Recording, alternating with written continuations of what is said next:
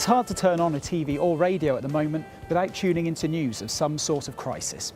And if a new report's to be believed, the uncertainty these crises are instilling in the UK economy is taking its toll on the British housing market.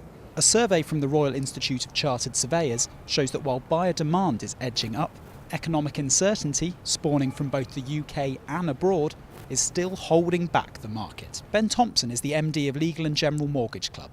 I asked him what needed to change before the mortgage market returned to anything resembling normality. Well, first is almost identifying what's normal, I guess. And normal certainly wasn't 2006, 2007. That was what I call quite a racy, almost unnatural market, if you like.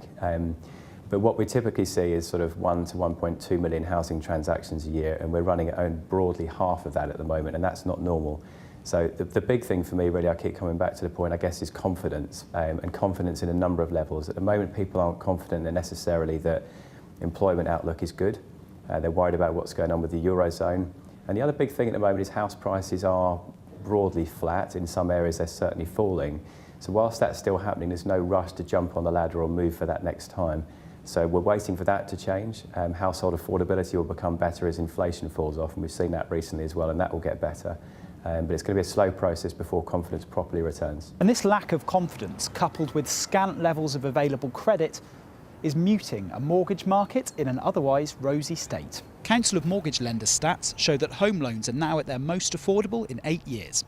Average monthly interest payments now typically consume 12.3% of income, the lowest since January 2004. But according to Jayne of the CML, while mortgages may be affordable, they're not always available. For borrowers who have great credit records, for borrowers who have a good sized deposit and can actually meet the lender's affordability criteria, then the products that are out there at the moment are very competitive.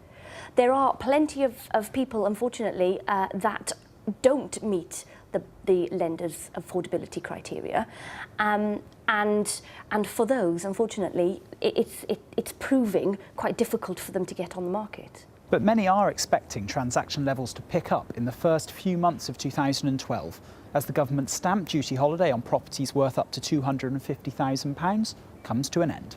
If you look back at what happened at the end of the last stamp duty concession, now that ended in December 2009, we saw a spike in levels towards the end, and unfortunately we saw a corresponding slump afterwards.